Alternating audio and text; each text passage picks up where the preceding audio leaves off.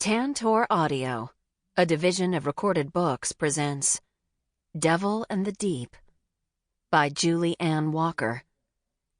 Narrated by MacKenzie Cartwright. The sea, once it casts its spell, holds one in its net of wonder forever. Jacques Cousteau. Prologue. June 9th, 1624. Blood. The silent cry rang inside his head as sweat slipped down the groove of his spine like a snake oozing along a vine. His cracked rib protested every laboring breath against air thick with humidity and the sickly sweet aroma of fallen vegetation that rotted in the baking sun. And his heart.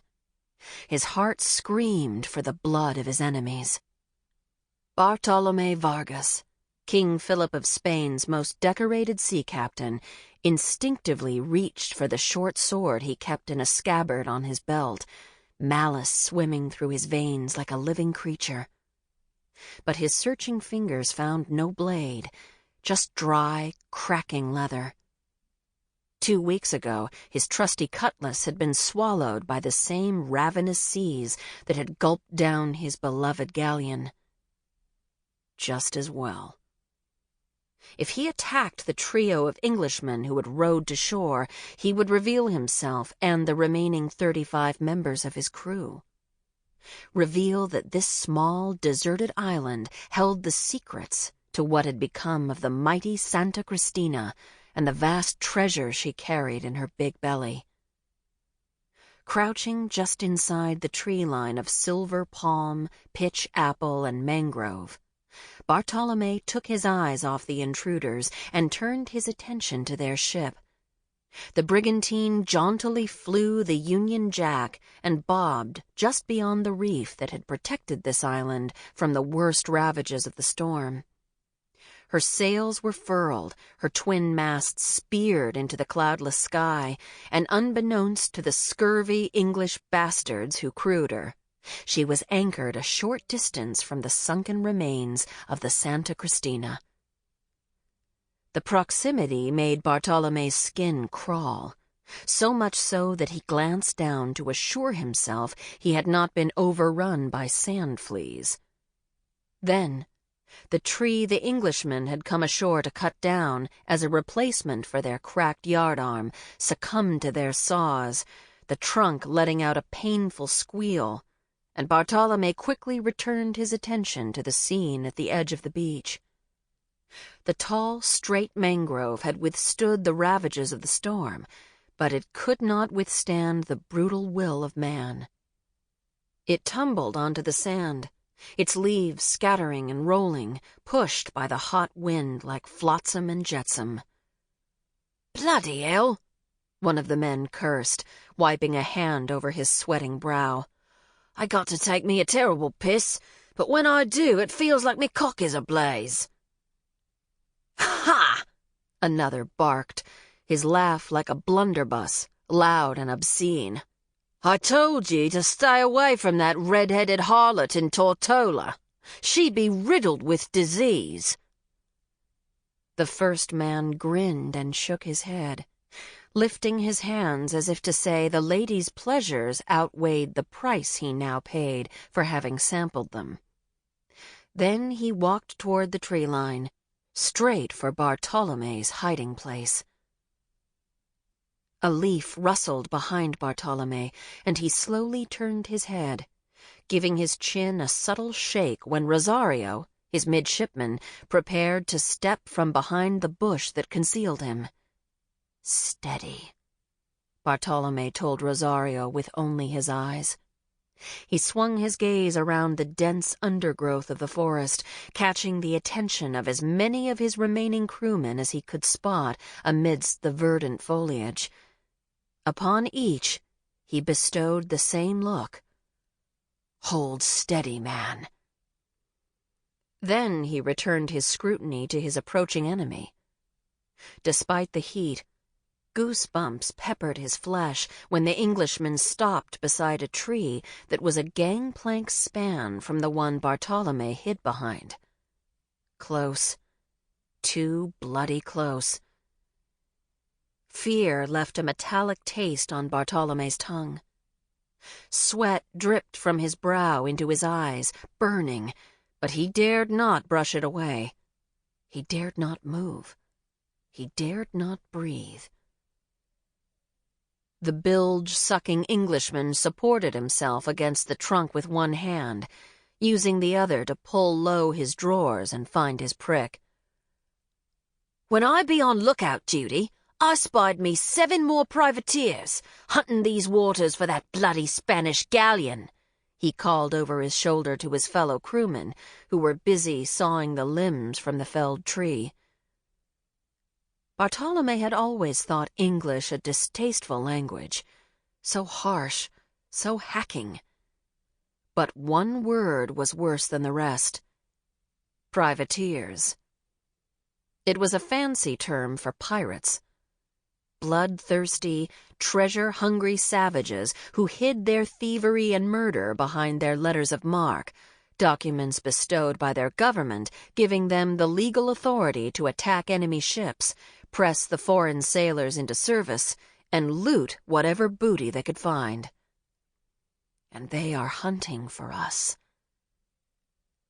"She be deep in Davy Jones's locker," the man continued, grunting as he jiggled the last drop of putrid piss from his diseased member. "Else she be found by now. We should head toward New Granada. I heard tell there be easy targets there." "You want to be the one to tell the captain that, you daft bugger?" the one with the blunderbuss laugh called back, shaking his head. The Englishman muttered something under his breath before turning to rejoin his mates on the edge of the beach. When he had gone some distance, Bartolome let out a slow, ragged breath and watched the 3 men finish cleaning the branches off the tree before dragging it across the sand toward their skiff. The whole time his mind raced through the pitiful options left to him. He had hoped King Philip would send ships from Havana to search for the Santa Cristina and her missing crew.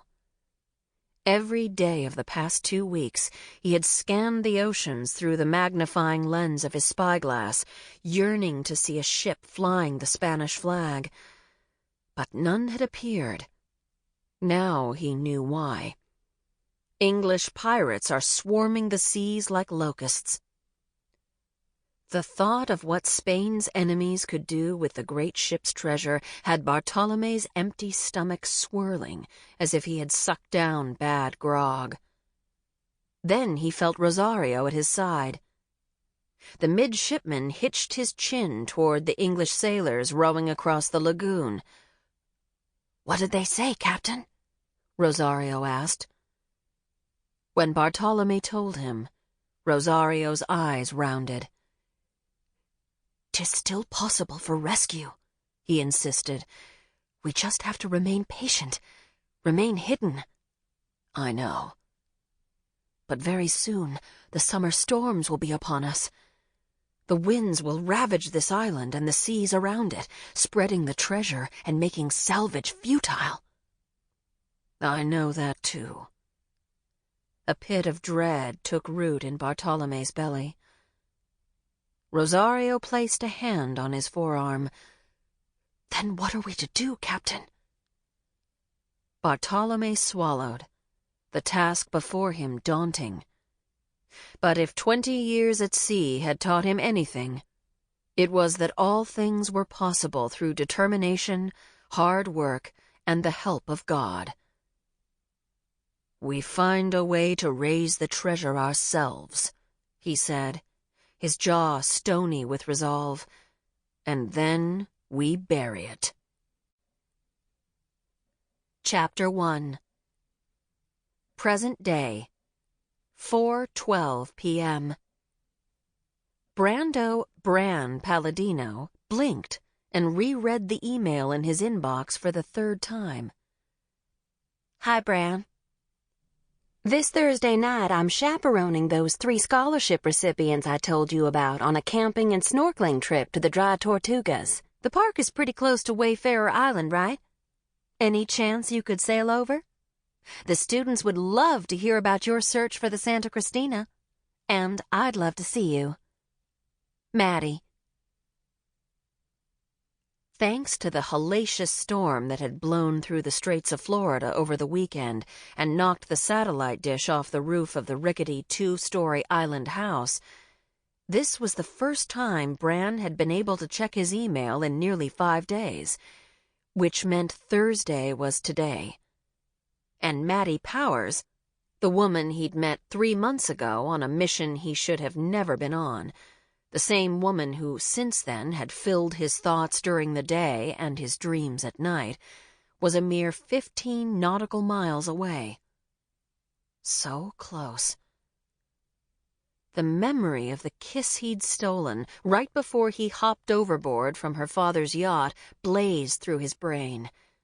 Soft lips, sweet breath, an eager tongue that stroked his until... Oh, was that his heart beating a rhythm to do a Macy's Thanksgiving Day parade proud? Were those his ears buzzing? Was the idiot in his pants swelling with the memory? To his dismay, the answer was yes to all questions. Funny how he could remain cool as the proverbial cucumber when he was forced to assemble an M4 in the dark under heavy fire. But put him within spitting distance of one minuscule, sassy-mouthed Texas tornado of a blonde, and he turned into a total chump. Maddy Powers. Even her name was enough to have butterflies fluttering drunkenly inside his stomach.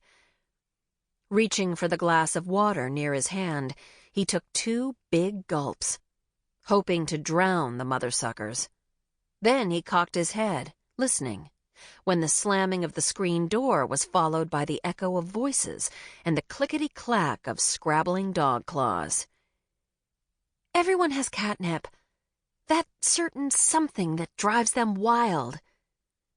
That one specific thing they just can't get enough of. Alexandra Alex Merriweather's words drifted into the kitchen from the living room. "Are you still talking?"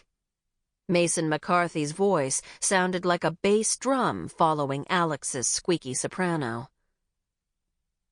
"Mine is Sex in the City," Alex admitted, ignoring Mason's question.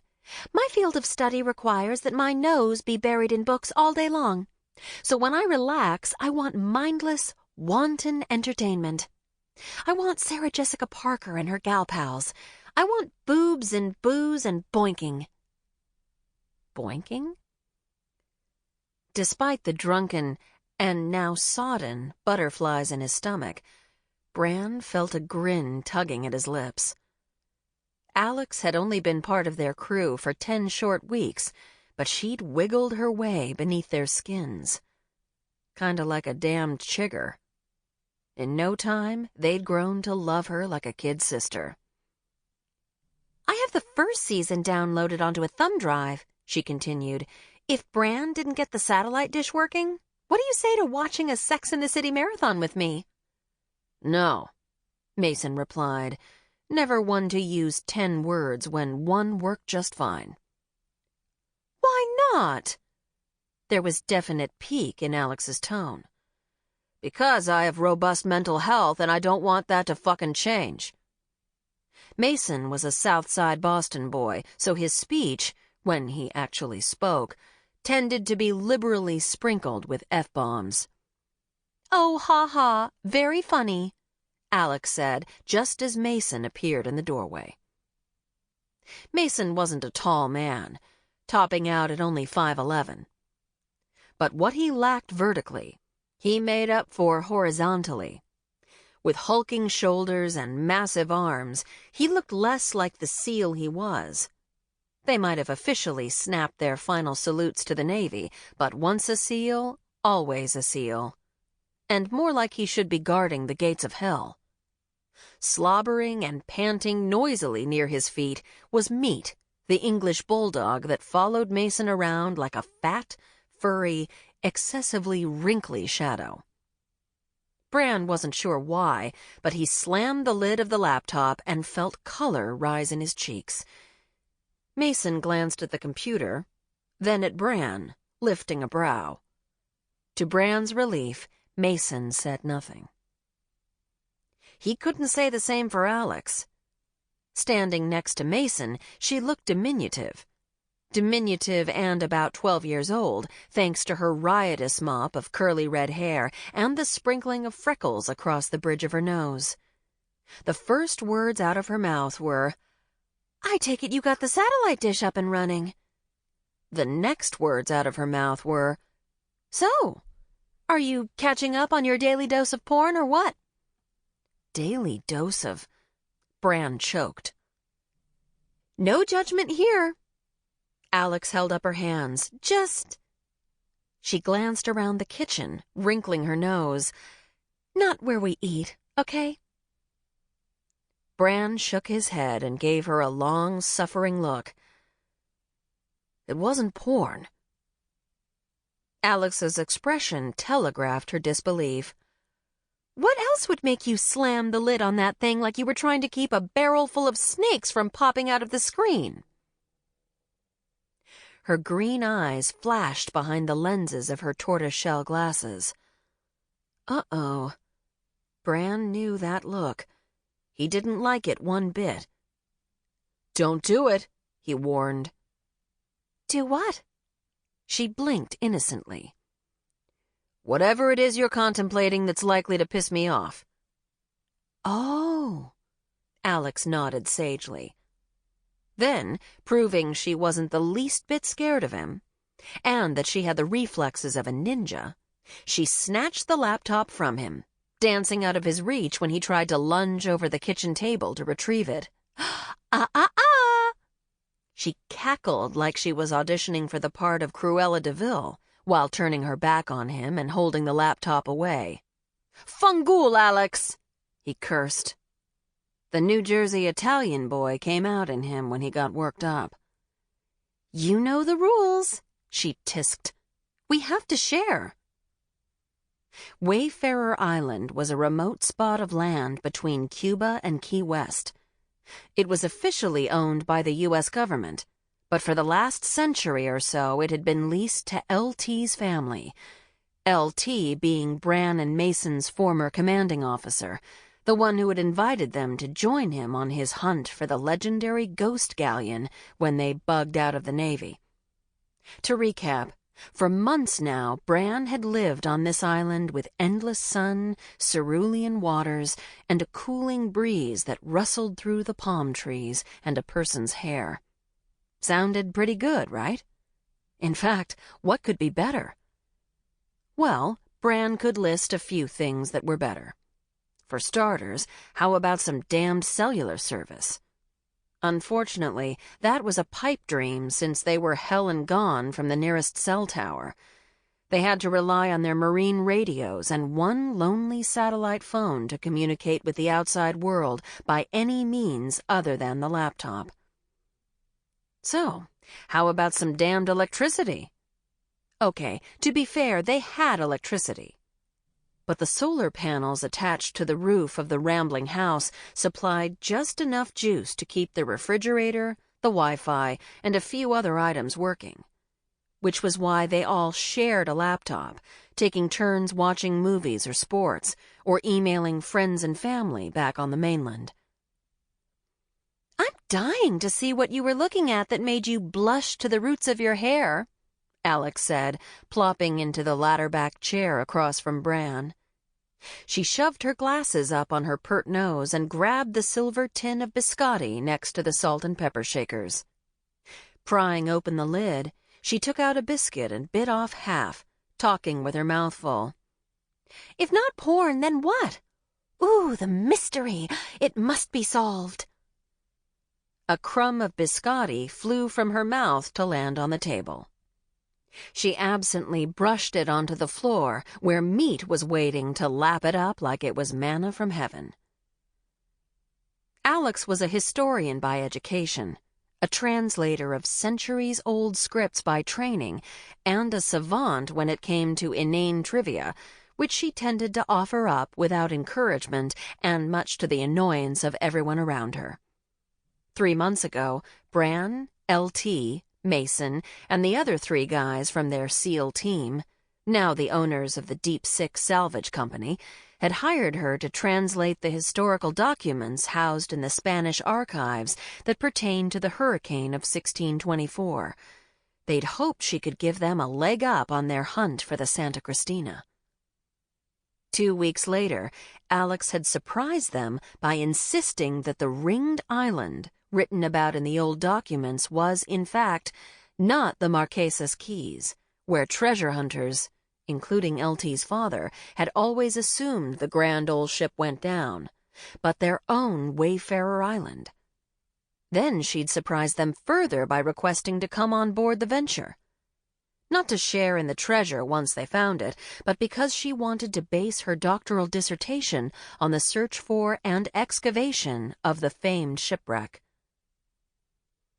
At the time, Bran had thought it was a win-win situation. For room and board, which, let's admit, isn't much on Wayfarer Island, they got their very own on-site historian and translator, and she got a story that was sure to get the letters P, H, and D printed right after her name for the rest of her life. But now, as Alex took another huge bite of biscotti and lifted the lid on the laptop to read the email glowing there, Bran seriously considered changing his opinion on that whole win-win thing. Another thing about Alex, she was nosy by nature. She made sure to get her fingers in every pie that was ever cooked up on the island. I'm sorry. He frowned. Have you never heard of the word privacy?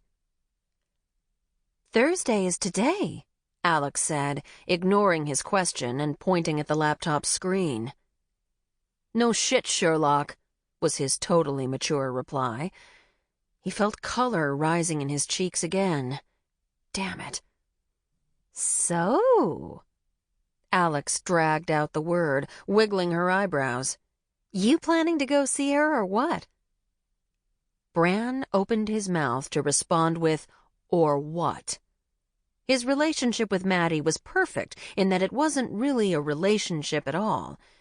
Sure, they exchanged emails every day, sometimes more than a dozen. Sure, they had the occasional 3-hour satellite phone conversation. But the nature of the internet and the distance between them created and maintained an inherent casualness, a natural informality. Which is exactly how I like it.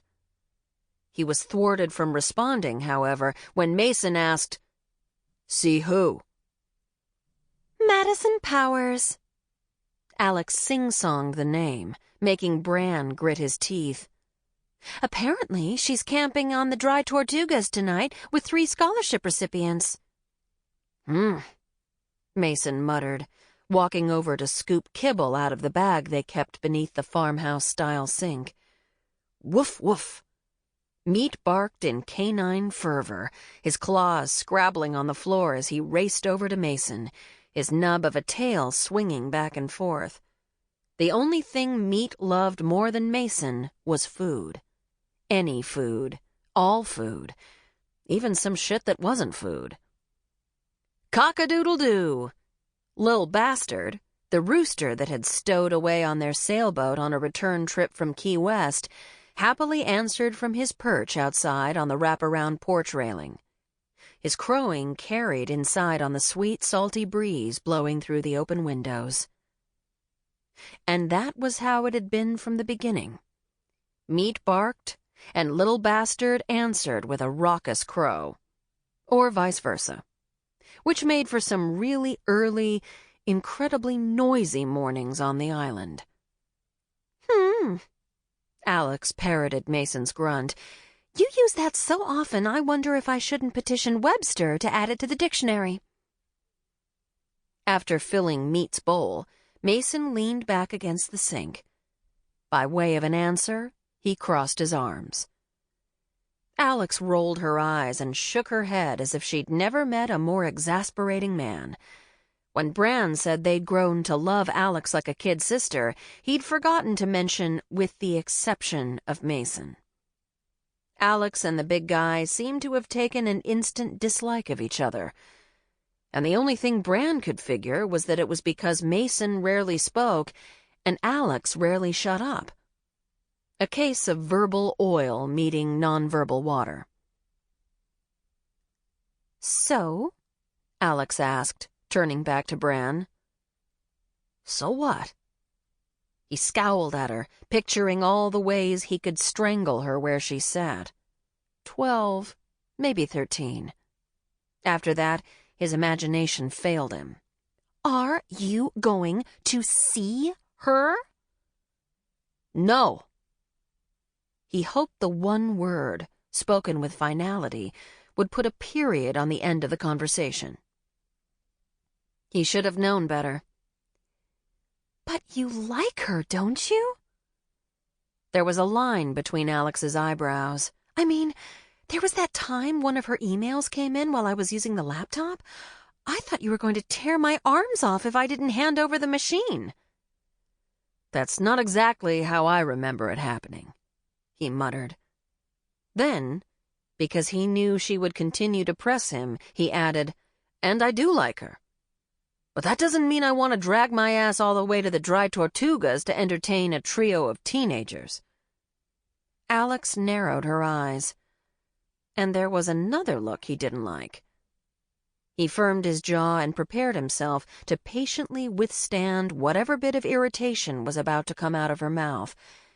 He didn't have long to wait. "I call bullshit," she said. "My woman's intuition tells me there's more holding you back." Of course there is. It was the same thing that had held him back since, well, forever.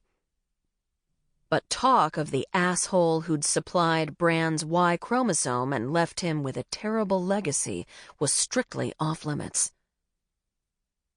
Bran glanced at Mason. The look they exchanged spoke 1,000 words. And since Alex was nothing if not observant, she pursed her lips. "Why do I get the feeling I'm missing something here?" "Can we change the subject?" Bran asked, but really it was more of a demand. "I think I might be breaking out in a rash." The look Alex leveled at him said she suspected he had the emotional maturity of a kumquat. "What is it with you men that you can't talk about your feelings if—" The slam of the screen door stopped Alex mid-sentence. Good. Bran wasn't kidding about that rash. Talk of Maddy, or more precisely, talk of his feelings for Maddy and why he could never allow them to blossom and grow, made his skin crawl. "Where the hell is everyone?" LT's deep voice blasted from the front of the house. Since LT's craggy old seaman of an Uncle John and the other 3 members of Deep Six Salvage had sailed their new salvage ship to Key Largo so a renowned mechanic could retrofit some specialty items onto the vessel, Bran assumed by everyone LT meant the 3 of them. "In here," he called. Alex shot him a to-be-continued look. He answered her with a false smile that said, "Not on your life," then sobered when LT and LT's fiancée, former CIA agent Olivia Mortier, traipsed into the kitchen. They were both in swimsuits, hair drenched, bare feet leaving puddles on the worn wood floorboards. Their expressions fell into a category one might call quintessential kid in the candy store. "Would you two stop being so damned happy all the time?" Bran harumphed, exaggerating a headshake. "It's sickening." Even though Mason muttered an agreement, neither of them meant it. Bran, Mason, and the rest of their teammates were overjoyed that their former CO had met his match and fallen head over heels in LOVE. If any of them deserved happiness, It was LT. "So we were out spearfishing off the reef," Olivia said, ignoring them. Bran cocked his head at her twinkling eyes and rosy cheeks. Sample complete. Ready to continue?